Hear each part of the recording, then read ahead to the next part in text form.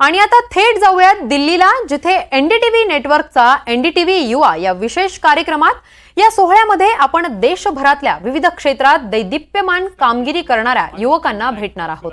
विशेषतः ऑलिम्पिक आणि पॅराऑलिम्पिक स्पर्धेत सुवर्ण कामगिरी करणाऱ्या भारताच्या शिलेदारांना भेटणार आहोत. एनडीटीव्ही युवा या कार्यक्रमाचं हे 5वं वर्ष आहे. चला तर मग सामील होऊयात या प्रेरणादायी सोहळ्यामध्ये. यूथ की बात हो रही है and what we can see here is a lot of young gen Z crowd. So मैंने सोचा कि एक बार इन जेन ज़ी क्राउड के साथ एक थोड़ा सा इंटरेक्शन करते हैं and try and understand what language they speak. Do you know what a pookie is? Pookie? Yeah. I think somebody who's not a dookie, maybe?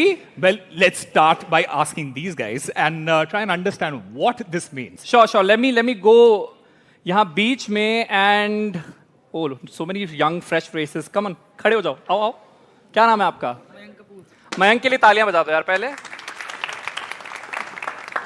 Mayank, can you define what a pookie is? No, I have no idea.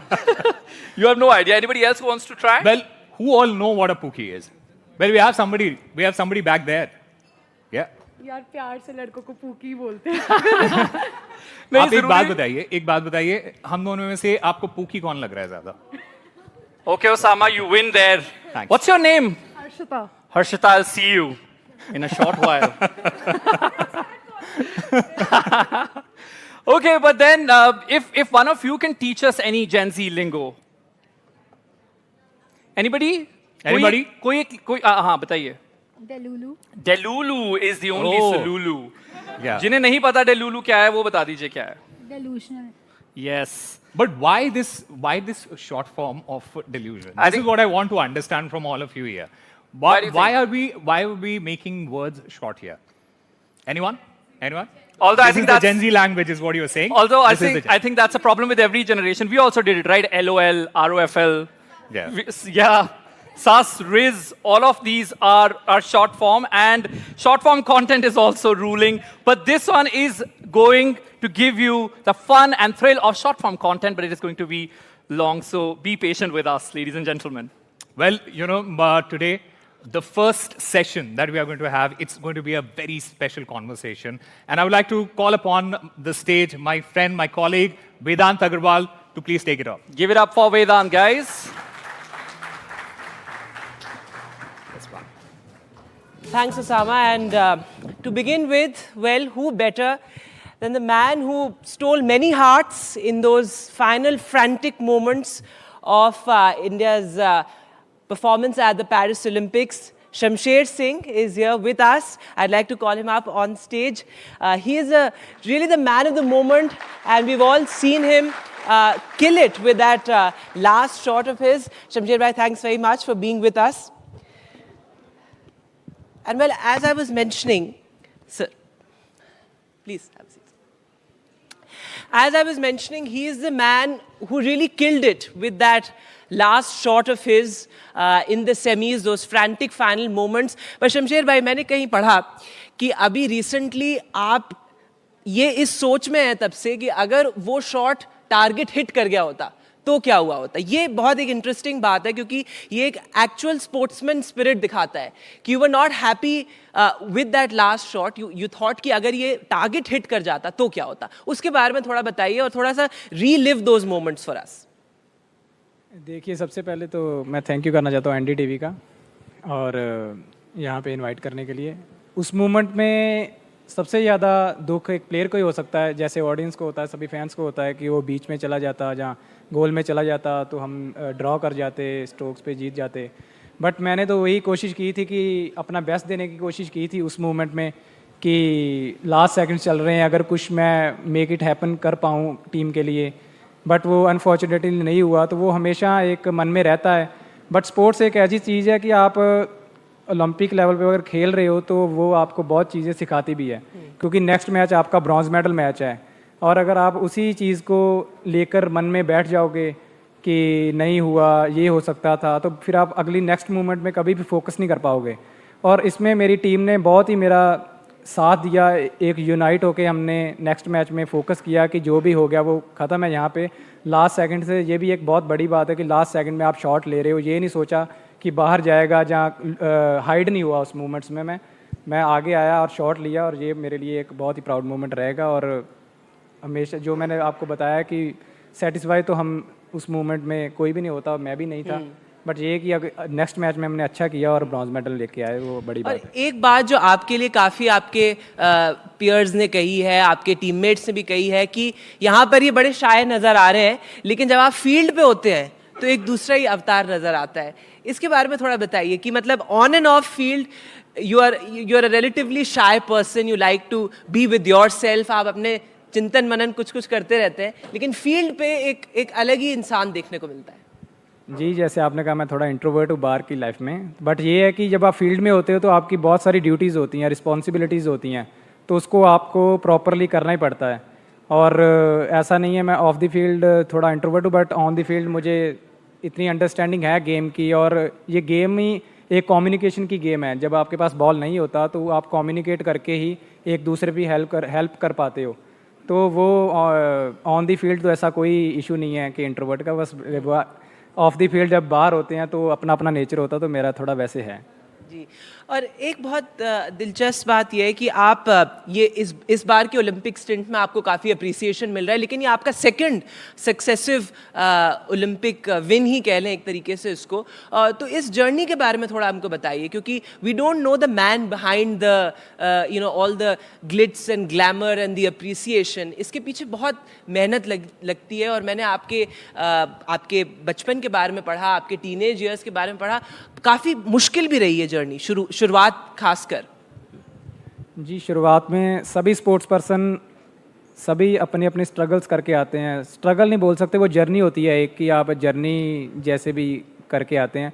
मैंने भी ऐसे ही मेरा भी border के पास अटारी border है, वहाँ पे गांव है मेरा अटारी विलेज, वहाँ से ही मैंने स्टार्ट किया था। और ये था कि फैमिली बैकग्राउंड में कोई स्पोर्ट्स पर्सन नहीं था, तो उस वे में ये था कि विलेज में हॉकी खेलते थे, पहले ग्राउंड थी। ये मैं बहुत ही अपने आप को फॉर्चुनेट मानता हूँ कि हॉकी खेलते थे वहाँ। मैंने सीनियर्स को देख के ही हॉकी स्टार्ट की, और उसके बाद यही होता है कि आप जब सिक्स क्लास में था मैं, तो आपको घर छोड़ना पड़ता है, हॉस्टल में जाना पड़ता है कि यहाँ आपको अच्छा कोच मिल सके, अच्छी एकेडमी मिल सके। तो मैंने अमृतसर एकेडमी ज्वाइन करी, फिर 2 साल बाद जलंधर सुरजीत एकेडमी है, जहाँ से काफ़ी हमारे जो पंजाब के प्लेयर्स हैं वहाँ से ही आते हैं, निकल के आते हैं वहाँ से प्रैक्टिस करके, तो वहाँ ज्वाइन किया। बट यही है कि स्ट्रगल सबकी लाइफ में आते हैं, घर छोड़ना वो मेन स्ट्रगल होता है कि आप इतनी छोटी उम्र में छोड़ रहे हो, और बाद में स्ट्रगल्स तो चलती रहती हैं। उसके बाद जूनियर में मेरा 2016 में सिलेक्शन हुआ था जूनियर टीम में, बट मैं वर्ल्ड कप टीम में नहीं आ पाया, मैं स्टैंड बाई में था। तो वो भी एक बड़ा मोमेंट होता है कि आप वर्ल्ड कप नहीं खेल रहे, तो बट उसके ऊपर 3 साल बाद मैंने फिर डेब्यू किया 2019 में इंडिया के लिए, जापान में किया था, जहाँ पे टोक्यो ओलंपिक्स हुई हैं, वहाँ पे मेरा डेब्यू था। तो उसके बाद से जर्नी ये है कि टोक्यो ओलंपिक्स में जैसे ब्रॉन्ज जीता, वो बहुत ही हमारे लिए एक हिस्टोरिकल ब्रॉन्ज मेडल है, क्योंकि 41 ईयर्स के बाद हमने वो मेडल जीता था। और ये जो मेडल है जो अभी जीता, ये हमारे लिए इसलिए स्पेशल है कि ये कॉन्टीन्यूसली हमने 52 ईयर्स के बाद कॉन्टीन्यूसली मेडल जीते हैं ओलंपिक्स में, हॉकी में। तो दोनों ही ये ऐसी जर्नी मेरी रही है यहाँ तक। वैसे जैसे कि आपने कहा कि बहुत ही हिस्टोरिक मेडल था, चाहे वो टोक्यो ओलंपिक्स में हो चाहे पेरिस ओलंपिक्स में, बट कभी बोझ लगा कि इतनी कम उम्र में आप 2 सक्सेसिव ओलंपिक्स में भी आपने खेला। इस बार तो आप एक बहुत ही ज़्यादा लाइमलाइट में थे, as I said, because of those frantic final moments. तो कभी ये लगा कि इतना एहसास हुआ कभी कि इतना हिस्ट्री का आप कहीं ना कहीं बोझ उठा रहे हैं अपने कंधों पे इतनी कम उम्र में? नहीं, ऐसा तो नहीं होता, क्योंकि आपके साथ अब पूरी टीम होती है आपको मोटिवेट करने के लिए। हम एक दूसरे को मोटिवेट करते हैं और यही बात करके ही आते हैं कि अपना बेस्ट देना है, और पूरा इंडिया हमारे साथ खड़ा है, हम अच्छा कर रहे हैं। और जब आप इंडिया की जर्सी पहन लेते हो, इंडिया को रिप्रेजेंट कर रहे होते हो, वो एक बहुत ही प्राउड मोमेंट है, वो शब्दों में बयान नहीं हो सकता मोमेंट। तो जब इंडिया की जर्सी पहनते हो तो आपको प्रेशर नॉर्मल रहता है, बट एक अंदर से मोटिवेट भी आप उतना ही होते हो कि कुछ अच्छा करें, हम अपने देश के लिए यहाँ तक आए हैं तो कुछ अच्छा करके जाएं और मेडल लेके जाएं। और इस पूरी जर्नी में मतलब बहुत सारे यहाँ पे युवा भी हैं, तो ये डिसिप्लिन कितना ज़रूरी है? क्योंकि जैसा कि आपने कहा कि इंडिया की जर्सी जब इंसान पहन लेता है तो एक रिस्पॉन्सिबिलिटी का एहसास होता है, तो इस पूरी जर्नी में डिसिप्लिन, सैक्रिफाइसेस भी बहुत होते हैं, उसके बारे में थोड़ा बताइए। जी, कोई भी स्पोर्ट्स पर्सन होगा, सबसे पहले ये एक रूल मान ले लो कि डिसिप्लिन सबसे पहले आता है कि आपको सुबह उठना होता है। जब अगर सुबह 5 बजे ग्राउंड है तो आपको 4:30 उठना पड़ेगा और तैयार होकर ग्राउंड में जाना पड़ेगा। और डिसिप्लिन सबसे, कोई भी फील्ड हो उसमें डिसिप्लिन सबसे मेन इंपॉर्टेंट रोल रहता है। डिसिप्लिन के साथ आप अपनी हेल्थ का ध्यान रखते हो कि आपको प्रॉपर डाइट लेनी पड़ती है, तो वो भी डिसिप्लिन में आता है। आपको स्लीप प्रॉपर लेनी पड़ती है कि सुबह आपने ट्रेनिंग जाना है तो इस टाइम पे आपको सोना पड़ता है। तो बहुत चीज़ें डिसिप्लिन में कवर हो जाती हैं जब आप कोई भी स्पोर्ट्स करते हो या कोई भी फील्ड में जाते हो, तो डिसिप्लिन सबसे इंपॉर्टेंट रोल। और जैसे कि मैंने कहा, सैक्रिफाइसेस भी बहुत वो करने पड़ते हैं कि मुझे लगता है बहुत कम ही होता है। मैं आपके बारे में पढ़ भी रहा था कि आप पार्टी वार्टी ज़्यादा नहीं करते हैं। नहीं, पार्टी का टाइम बहुत कम होता है कि हमारे नेशनल कैंप्स ऑलरेडी पूरा साल ही चलते रहते हैं। अभी भी एशियन चैम्पियंस ट्रॉफी टीम गई हुई थी, जो day before yesterday gold medal आया हमारा। तो कैंप्स रेगुलरली चलते रहते हैं, बट ये है कि जब आप कैंप से ऑफ भी होते हैं तो आपका यही एक टारगेट रहता है कि कैसे मैं फिट रहूं। तो पार्टीज़ में अभी तक तो इतना बिजी रह रहे हैं कि पार्टीज़ नहीं कर पाए, बट हाँ जब छोड़ेंगे, जब रिटायरमेंट के बाद देखेंगे क्या होता है, क्या लाइफ में क्या चलता है। अच्छा, और आप ये भी बताइए कि बहुत सारे ऐसे युवा हैं who are looking to make it big in sports, और अब तो बहुत अपॉर्चुनिटीज़ भी इंडिया में specially in the last 15 years हमने देखा है कि स्पोर्ट्स में इन्वेस्टमेंट भी बहुत हुआ है और एक प्रायोरिटी की तरह देखा गया है। Not just cricket but diversify हुआ है एक हमारा जो फोकस है as far as sports is concern. तो आप कैसे मोटिवेट करेंगे, क्या एक चीज़ उन तमाम युवकों को बोलेंगे who are looking to make it big in sports? Sports में यही है कि अभी हमारा देश काफ़ी बढ़ रहा है आगे, और जैसे खेलो इंडिया गेम्स ये इनिशिएटिव लिया है गवर्नमेंट ने, तो वहाँ से काफ़ी प्लेयर्स निकल के आ रहे हैं। बट सबसे पहले कि आपको पेशेंस लेवल आपका होना चाहिए। यहाँ कोई शॉर्टकट्स नहीं है कि आज आपने स्टार्ट किया और आप रिज़ल्ट का वेट करोगे, भी रिज़ल्ट भी अभी आएंगे। ये कई बार 10 साल भी 15 साल भी लग जाते हैं, क्योंकि हम जैसे जब से हमने स्टार्ट किया है तो 15 साल पहले की बात है जब मैंने स्टार्ट किया था 5th-6th क्लास में। तो ये एक जर्नी है, इसको आपको इंजॉय में करना चाहिए कि हाँ मैं अपने लिए, हेल्थ के लिए भी अच्छा है, स्पोर्ट्स पर्सन के लिए भी, कि आप अपने देश के लिए कितना अच्छा कर सकते हो आगे जाके। और इसमें मेहनत तो हमेशा, हार्ड वर्क तो लगेगा ही कि आपको सुबह उठना पड़ेगा, डिसिप्लिन रहना पड़ेगा। बट यही है कि अगर आप एक अच्छा करोगे तो तभी आप देश के लिए मेडल लेके आ सकते हो। सेक्रीफाइस करने ही पड़ते हैं कि आप जब देश के लिए मेडल लेके आते हो तो एक सब सेक्रीफाइसेस उसमें कवर हो जाते हैं। और बिफोर एंड एक इसका फ्लिप साइड भी है, जैसे कि अभी तमाम हमारे पैरालंपियंस ने भी कहा कि एक एटीट्यूडनल शिफ्ट की ज़रूरत है। जब गवर्नमेंट और अथॉरिटीज़ की बात होती है तो कई लूपहोल्स भी हैं हमारे सिस्टम में अभी। तो आप उसके बारे में कुछ कहना चाहेंगे कि कहाँ पर और ज़्यादा फोकस कर सकती है government when it comes to sports of different kinds? अभी तो काफ़ी इम्प्रूव हुआ है हमारे इंडिया में, बट यही है कि ग्राउंड लेवल पे अगर हम इम्प्रूव कर सकते हैं तो वहाँ थोड़ा और कर सकते हैं। जैसे हॉकी की टर्फ्स ही लगा लो, टर्फ्स पूरे इंडिया में कई स्टेट्स में, जैसे उड़ीसा में अभी काफ़ी टर्फ्स लगी हैं, उन्होंने काफ़ी सपोर्ट किया है हॉकी को। बट कोई भी स्पोर्ट्स ले लो, उनके जब ग्राउंड लेवल पे काम होगा, ग्राउंड लेवल पे ग्राउंड्स अच्छी बनेंगी, स्टेडियम अच्छे बने होंगे, तभी अपने बच्चे वहाँ खेलेंगे और उनका उत्साह बढ़ेगा। और जब कोई मेडल आता है तो गवर्नमेंट्स रिकॉग्नाइज करती हैं उसे, तो वो भी एक युवाओं को देख के एक अपने आप में मोटिवेशन आता है कि हम भी अगर ऐसा करेंगे तो गवर्नमेंट्स हमारे लिए ये सब करेंगे। बट वही है कि ग्राउंड लेवल पे थोड़ा और काम होना चाहिए। कि वहाँ सबसे पहले जब एक प्लेयर स्टार्ट करता है, सबसे पहले नीड उसकी जब वो स्टार्ट कर रहा होता है तभी होती है, क्योंकि स्पोर्ट्स पर्सन ज़्यादा मिडिल क्लास फैमिली से भी कई ज़्यादा आते हैं, तो वहाँ ज़्यादा ध्यान देना चाहिए कि कैसे हम और फैसिलिटीज। ये बहुत इंपॉर्टेंट बात आपने कहा। Before I open it up to the audience, एक ये सवाल की फरमाइश हुई है कि आप अपना एक दिन का डाइट बताएं हमें कि क्या खाते हैं एक दिन में, और अपना थोड़ा रूटीन शेयर करिए हमारे साथ, क्योंकि मतलब आप काफ़ी ऑब्वियसली फिट हैं और आपका सब जानना चाहेंगे यहाँ पे कि क्या रूटीन है और क्या डाइट है आपकी एक दिन की। हमारे प्रॉपर न्यूट्रिशन होते हैं वहाँ पे, जहाँ पे हमारे कैंप्स लगते हैं बेंगलोर में, साई बेंगलोर है, sports authority of India Bangalore, वहाँ पे प्रॉपर हमें न्यूट्रिशन होते हैं। और प्रॉपर चलता है कि जब आप इवेंट जब होता है जैसे ओलंपिक गेम्स है उसके 1 महीने से पहले ही प्रॉपर डाइटिंग स्टार्ट हो जाती है कि वहाँ आपको क्या क्या मिलेगा, क्योंकि इंडियन खाना तो यहाँ पे ही हमें मिलता है, ओलंपिक्स भी हमें प्रॉपर इंडियन खाना नहीं होता, तो उस वे में हमें पहले से ही तैयार किया जाता है, प्रॉपर डाइट दी जाती है कि फैट ना आए कहीं पे, और जो अपना मैदा बिल्कुल नहीं खाना होता और शुगर तो बिल्कुल हम छोड़ देते हैं उस टाइम पे। तो यही सब न्यूट्रिशन हमें बताते हैं, और सबसे वही इम्पोर्टेंट है कि मैदा और शुगर नहीं हम उस टाइम पे लेते, कि फिट रखें अपने आप को और अच्छा करें। चलिए, so I'll now open it up to the audience and request any of you to, if you have any questions for Shamsher. जी, इधर सामने। वेरी ओन विमल सर। वेदांत शमशेर को मैंने पेरिस में देखा है, और आप कह रहे थे जैसे इनकी फिटनेस की बात, ये सिर्फ इंडिया में नहीं दुनिया के सबसे ज़्यादा फिट खिलाड़ी में गिने जाते हैं। 23.6 इनका यो टेस्ट है, परफेक्ट यो टेस्ट जो होता है। और शमशेर एक जो, क्योंकि आपने बोला 40 साल बाद और 52 साल बाद हमने लगातार मेडल जीता, जो हमारी टीम अभी गई वहाँ पे एक खिलाड़ी थे जुगराज जो अटारी बॉर्डर पे, एक तो आप उनके बारे में शेयर करें। आपको लगता है हमारा बेंच इतना स्ट्रांग है कि ओलंपिक में जैसे हम लगातार मेडल जीतते थे अब फिर से वो सिलसिला चलेगा? जी, हमारा जो बेंच स्ट्रेंथ है, जो हमारी डेप्थ है, उस पर जो हमारे कोच क्रेग फिल्टन है बहुत ही ध्यान दे रहे हैं। जैसे अभी टीम आपने एशियन चैम्पियंस ट्रॉफी में देखी होगी, 6-7 नए खिलाड़ी थे हमारे, वो नए नहीं है, हमारे कोर ग्रुप में साथ चलते आ रहे हैं 2 साल से, बट ये कि उनको अपॉर्चुनिटी अभी मिली है। तो उनका यही कहना है कि हमारे नेक्स्ट ओलंपिक साइकिल में डेप्थ होना चाहिए। जितना आपका बेंच स्ट्रेंथ अच्छा होगा उतना ही आपकी टीम अच्छा होगा। तो यही आयरन शार्प्स आयरन जैसे बोलते हैं, तो जितने साथ वाले प्लेयर्स अच्छे होंगे उतना ही आपको भी मोटिवेट करेंगे अच्छा होने के लिए। तो यही बात है।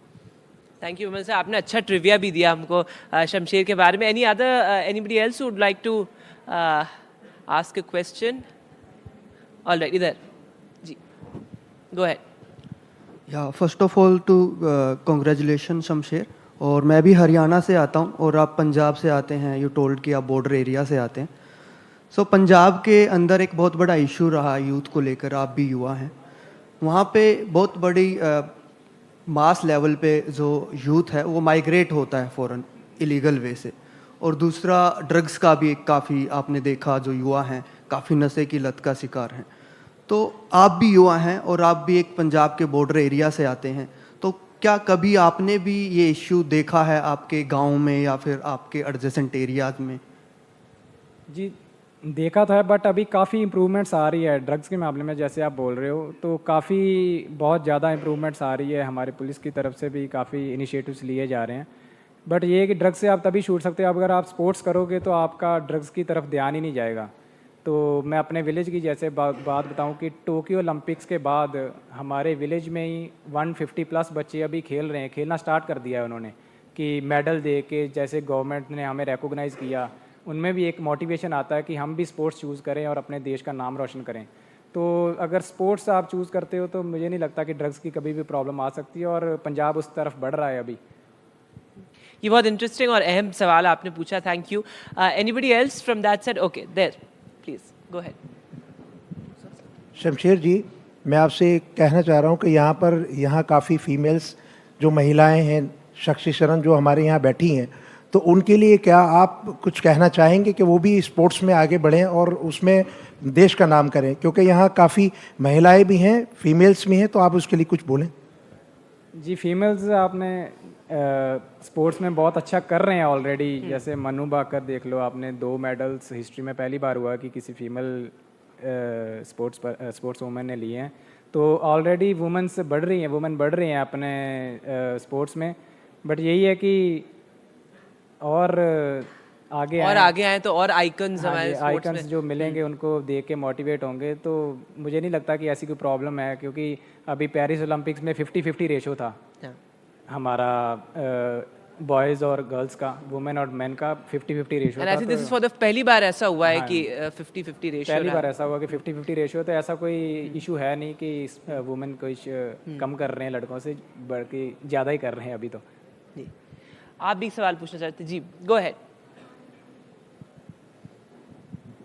So, Shamsher, congratulations and thank you to make us proud. Thank you. उस जीत के बाद। सो मैं जानना चाहता हूँ सबसे ऐसी क्या इक्वालिटी है जो किसी भी स्पोर्ट्समैन को एक गांव के छोटे से ग्राउंड तक और ओलंपिक तक पहुँचाती है? ऐसे क्या होना चाहिए एक स्पोर्ट्समैन में? एक डेडिकेशन ही है, और एक जो भी आप स्पोर्ट्स कर रहे हैं उसके प्रति आपका प्यार होगा तो आप हमेशा ही अच्छा ही करोगे। क्योंकि हमने भी जब स्टार्ट किया था हमने ये नहीं सोचा था कि ओलंपिक्स में खेलेंगे, हमने जस्ट एक हमारा प्यार था हॉकी को लेके कि हमने खेलनी है, बस उस लेवल पे स्टार्ट किया। और अगर आप हार्ड वर्किंग और डेडिकेशन के साथ, डिटर्मिनेशन के साथ लगे रहते हो और पेशेंस लेवल है आपका, क्योंकि कोई भी स्पोर्ट्स ले लो, कोई भी फील्ड ले लो, अप डाउन आते हैं, और उस अप डाउन में अगर आपकी सराउंडिंग अच्छी है, पेरेंट्स का सपोर्ट अच्छा है, तो आप कुछ भी पॉसिबल है, कुछ भी हासिल कर सकते हो। All right, so I think we have enough time for one more question. Yes, go ahead, ma'am. Hi, Shamsher. Congratulations. Thank you. I wanted to ask that for young people who are interested in sports and their passion is sports, how do they manage studies and sports at the same time? As some of the parents this generation does not allow everyone to play sports, there is no like scope in that and stuff. So how do you manage and convince this young generation's parents to play sports and manage studies at the same time? सही कहा आपने कि आपका question बहुत ही अच्छा है कि parents हमारे कई बार थोड़ा सा डाउट कर जाते हैं कि इलाइट लेवल पे अगर कोई स्पोर्ट्स पर्सन नहीं पहुंचा तो फिर क्या होगा। बट अगर हम सभी ऐसे सोचने लग गए तो ओलंपिक्स में मेडल भी नहीं आएंगे हमारे आगे के लिए।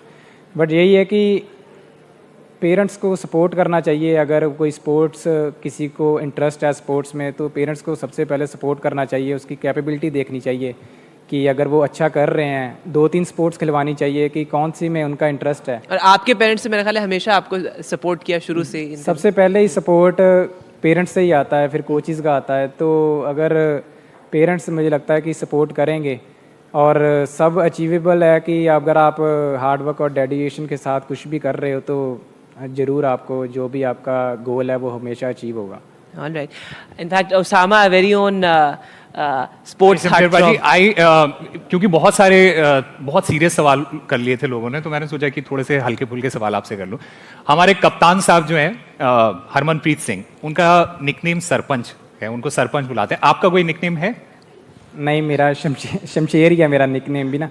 वैसे नॉर्मल शैमी बुलाते हैं मुझे। Shami? Coach Craig Fulton Shami Shami is a बुलाते very हैं। That's a revelation. That's a very cool name as well. Also, मेरे 2-3 छोटे-छोटे सवाल हैं। It's a rapid fire that I want to ask you. सबसे ज्यादा टीम में ट्रेन कौन करता है, ये बताइए। ट्रेनिंग? हाँ। मनप्रीत सिंह। सबसे कम कौन करता है? सबसे कम तो कोई भी नहीं करता, सभी ट्रेनिंग करते हैं तो यहाँ तक पहुँच। ये पॉलिटिकली करेक्ट आंसर इन्होंने दिया है।